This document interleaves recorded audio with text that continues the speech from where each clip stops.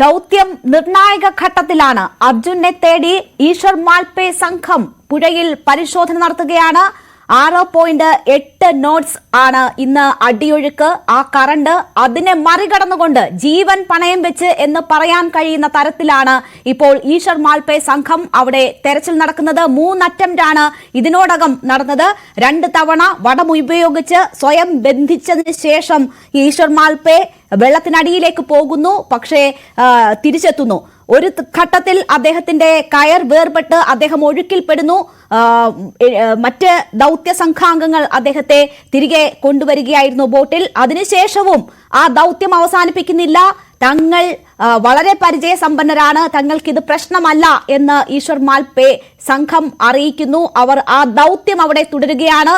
വലിയ ശ്രമകരമായ ദൗത്യമാണ്. നമുക്കറിയാം, സൈന്യത്തിന്റെ ഭാഗമായവർ, പ്രത്യേക പരിശീലനം ലഭിച്ചവർ പോലും ഏറ്റവും അപകടകരം എന്ന് കരുതുന്ന ആ ഇടത്താണ് ഇപ്പോൾ പുഴയിൽ ഇറങ്ങി ഈശ്വർ മാൽപേയും സംഘവും തെരച്ചിൽ നടത്തുന്നത്. നമ്മുടെ അർജുനായി 12ാം ദിനം അവിടെ വലിയ ശക്തമായ നിലയിൽ തന്നെ തെരച്ചിൽ പ്രവർത്തനങ്ങൾ, രക്ഷാപ്രവർത്തനങ്ങൾ പുരോഗമിക്കുന്നു. ഏറ്റവും പ്രതീക്ഷയോടുകൂടി കാത്തിരിക്കുകയാണ് ഈ 12ാം ദിനം. അവിടെ നിന്ന് അനുകൂലമായ ഒരു വാർത്ത പ്രതീക്ഷിക്കുകയാണ്. എന്തായാലും ഏറെ പ്രതീക്ഷ നൽകുന്ന തെരച്ചിൽ പ്രവർത്തനങ്ങളാണ് ഇപ്പോൾ അവിടെ നടക്കുന്നത്. ഈശ്വർ മാൽപേയും സംഘം കടലിന്റെ മക്കളാണവർ.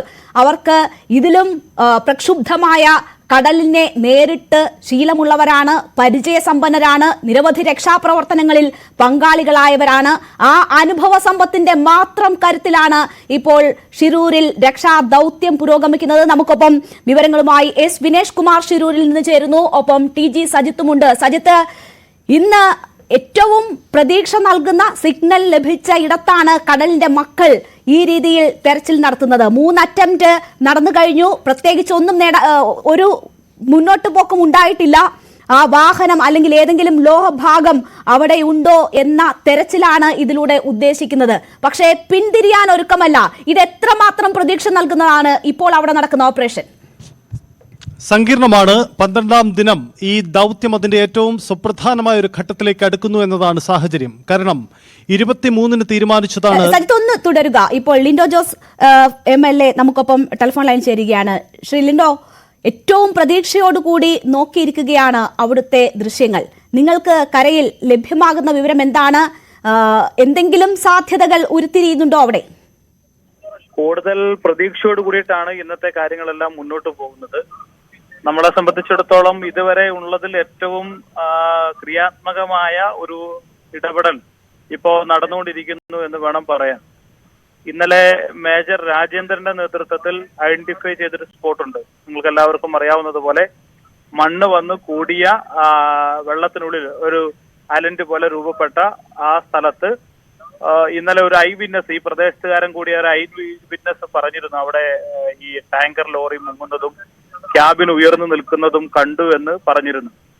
ആ സ്ഥലത്ത് കൂടുതൽ മെറ്റൽ കണ്ടന്റ് ഉണ്ടോ എന്നുള്ളത് പരിശോധന ഇന്നലെ മേജർ രാജേന്ദ്രന്റെ നേതൃത്വത്തിൽ, ഇന്ദ്രപാലിന്റെ സഹോദരൻ കൂടിയായിട്ടുള്ള മേജർ രാജേന്ദ്രന്റെ നേതൃത്വത്തിൽ നടത്തിയിരുന്നു. അവിടെയാണ് കൂടുതൽ മെറ്റൽ കണ്ടന്റ് എന്നുള്ളത് ഇന്നലെ തന്നെ ഐഡന്റിഫൈ ചെയ്തിരുന്നു. അപ്പൊ ഏതെങ്കിലും തരത്തിൽ ഡൈവിങ്ങിന് സാഹചര്യം ഉണ്ടായാൽ ആ സാഹചര്യത്തിൽ ആദ്യഘട്ടത്തിൽ ഡൈവിങ്ങിന് ഒരുങ്ങുക ഈ സ്ഥലത്താണ് എന്ന് അറിയിച്ചിരുന്നു. ഇപ്പോ ഡൈവിങ്ങിന് ആവശ്യമായിട്ടുള്ള സംവിധാനങ്ങൾ ഒരുക്കുകയും ഡൈവിംഗ് ആരംഭിക്കുകയും ചെയ്തിട്ടുണ്ട്. അതുകൊണ്ട് തന്നെ വളരെ പ്രതീക്ഷയോട് കൂടിയിട്ടാണ് നമ്മൾ കാര്യങ്ങളെ കാണുന്നത്. എന്താണെന്ന് ചോദിച്ചാൽ കഴിഞ്ഞ 12 ദിവസങ്ങളിലായി ഡൈവിംഗ് എവിടെയും സാധ്യമായിരുന്നില്ല. ഡൈവിംഗ് സാധ്യമാകാതിരുന്നത് നേരത്തെ സൂചിപ്പിച്ചതുപോലെ കൃത്യം ഐഡന്റിഫൈ ചെയ്തിട്ടുള്ള ഒരു സ്പോട്ട് നമുക്ക് ലഭ്യമായിരുന്നില്ല എന്നുള്ളതായിരുന്നു വിഷയം. ഇപ്പൊ നമ്മുടെ മുന്നിൽ 2 സ്പോട്ടുകളുണ്ട്. അതിൽ ഏറ്റവും കൂടുതൽ സാധ്യതയുള്ള സ്ഥലത്താണ് ഇപ്പോ ഡൈവിംഗ് ആരംഭിച്ചിരിക്കുന്നത്. ഏതെങ്കിലും കാരണവശാൽ അവിടെ ഒരു സാധ്യതയുടെ കുറവ് വന്നാൽ 2ാമത്തെ സ്പോട്ടിലേക്ക് നീങ്ങുകയാണ് ചെയ്യുക. പക്ഷെ ഇന്ന് രാവിലെ മേജർ രാജേന്ദ്രനുമായിട്ട് സംസാരിച്ച ഘട്ടത്തിൽ അദ്ദേഹം പറഞ്ഞൊരു കാര്യം, അദ്ദേഹത്തിന്റെ അനുഭവത്തിൽ ഏറ്റവും കൂടുതൽ സാധ്യത ഇന്നിപ്പോ ഡൈവിംഗ് ആരംഭിച്ചിരിക്കുന്ന സ്ഥലത്ത് തന്നെയാണ് എന്നുള്ളതാണ്. തീർച്ചയായിട്ടും അത് വളരെ പ്രതീക്ഷയോടുകൂടി തന്നെയാണ് നമ്മൾ നോക്കിക്കാണുന്നത്. തീർച്ചയായും. ഇപ്പോൾ പക്ഷേ നാവികസേനാ അംഗങ്ങളല്ല, ഡീപ് ഡൈവേഴ്സ് അല്ല, ഈശ്വർ മാൽപേയും സംഘവുമാണ് അവിടെ ഇറങ്ങുന്നത്. അതിൽ എത്രമാത്രം പ്രതീക്ഷയാണ് നമുക്കുള്ളത്? എന്താണ് അവരുടെ ദൗത്യം കൊണ്ട് നമ്മൾ ലക്ഷ്യമിടുന്നത്? അവിടെ കാഴ്ച പരിമിതിയുണ്ട്. തെർമൽ ഡിറ്റക്ടർ ഉപയോഗിച്ചിട്ട് പോലും ബോഡിയുടെ അതെ, ട്രക്കിംഗ് ക്യാബിൻ ഐഡന്റിഫൈ ചെയ്യുക എന്നുള്ളത് തന്നെയാണ് ഫസ്റ്റ് പ്രയോറിറ്റി. ക്യാബിന്റെ ഉള്ളിൽ അതിനുണ്ടാവാനുള്ള സാധ്യത എന്നുള്ളതാണ് നമ്മുടെ പ്രതീക്ഷ. അതിന്റെ ഭാഗമായിട്ടാണ് ക്യാബിൻ ഐഡന്റിഫൈ ചെയ്യുക. ക്യാബിൻ ഐഡന്റിഫൈ ചെയ്ത് കഴിഞ്ഞാൽ അവിടെ സ്വാഭാവികമായിട്ടും അർജുൻ ഉണ്ടോ എന്നുള്ള പരിശോധന നടത്താൻ വേണ്ടി കഴിയുമെന്നുള്ളതാണ്. അപ്പോ നാവികസേനയെ പൂർണ്ണമായി ഒഴിവാക്കിക്കൊണ്ടില്ല, നാവികസേനയുടെ കൂടി സഹായത്തോടു കൂടിയിട്ടാണ് നേരത്തെ സൂചിപ്പിച്ച അമംഗൽ വിദഗ്ധരുടെ സഹായത്തോടു കൂടി കാര്യങ്ങൾ ചെയ്തുകൊണ്ടിരിക്കുന്നത്.